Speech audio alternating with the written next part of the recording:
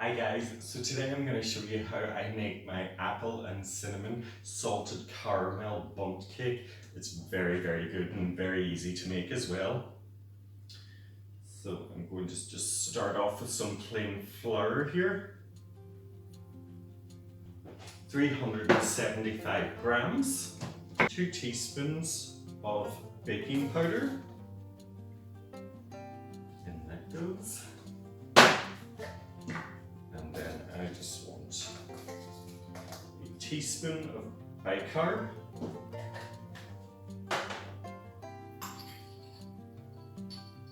just over half a teaspoon of fine sea salt,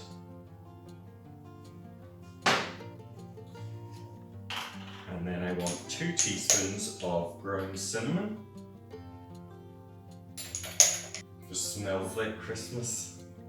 Just give those a stir about. Just to make sure all the leavening agents are properly incorporated.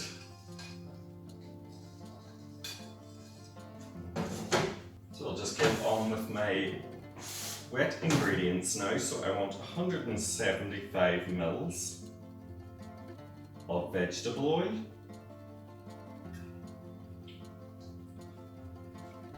4 eggs,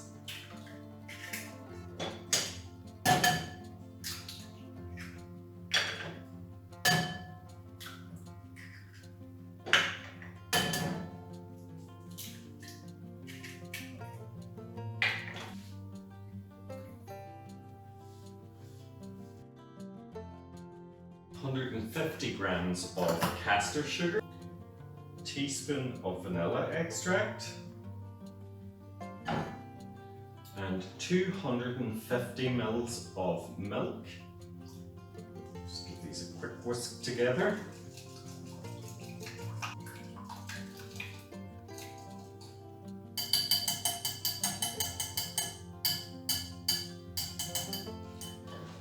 I'm just going to tip my wet ingredients into my dry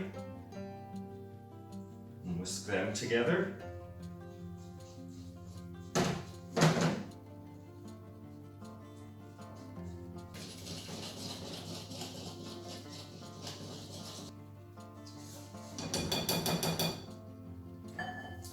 Get rid of my whisk, change to a spatula, and I have got here some apple. This is a Bramley cooking apple. These are quite large, so it only required 2, and I have 325 grams from this. And I have cut these into quite small dice, if you can see. So into the batter they go.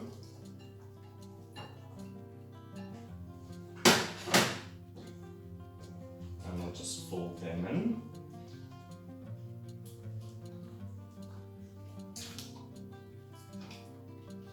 Nothing strenuous about that.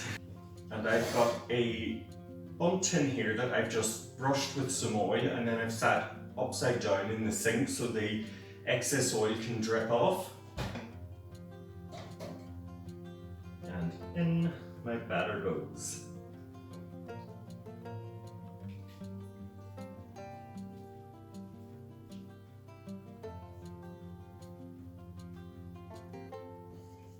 So this goes into a 170-degree oven for 50 to 60 minutes until a skewer inserted into the centre comes out clean. That simple.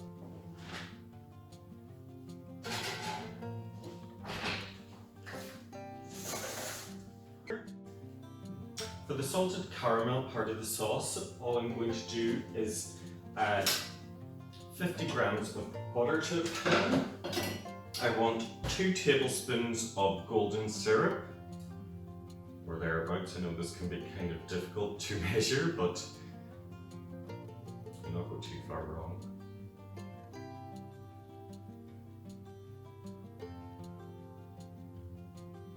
I could just sit all day watching this ooze off of the spoon into the pan, but I better get on with things.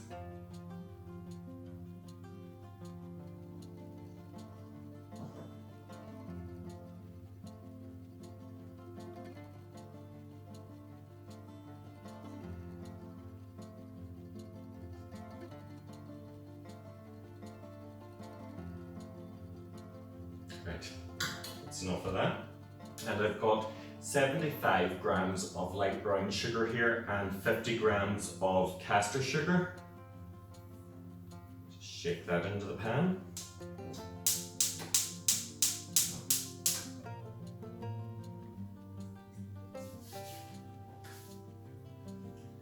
And that's it. I'll just let this melt together. Making caramel, you really shouldn't stir, but I just do give it a little shake just to make sure everything's melting evenly. So everything has now melted together and it's bubbling away nicely. So now I just want to add 60 mils of cream. Just stir that in.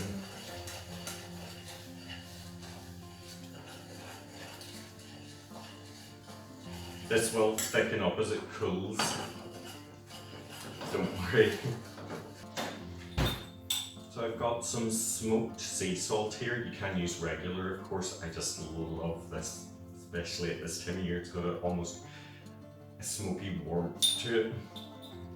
So I'm going to go a teaspoon for now, not as much as I would normally use. However, after I decorate my bundt cake with the caramel, I am going to sprinkle on some more of the coarse sea salt flakes on the top.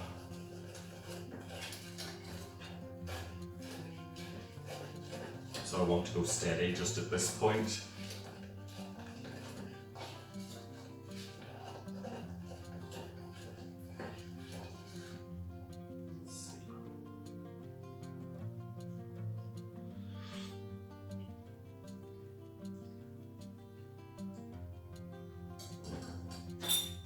Even though there's a little more going later, I think I can afford to add a little more here. And any extra of salted caramel I have, I'll be putting in little bottles for people to pour on as they eat as well. So my cake's cooled now. It's very important once it comes out of the oven to let it rest for 10 to 15 minutes in the tin so that it gets a bit more stable and you don't really run any risk of it tearing or cracking as you turn it out.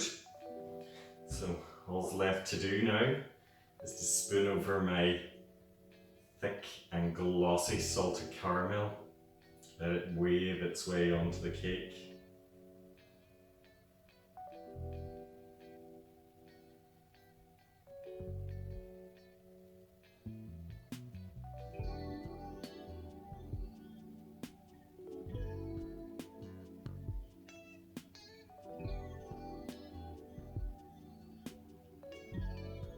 Nothing quite succeeds like excess.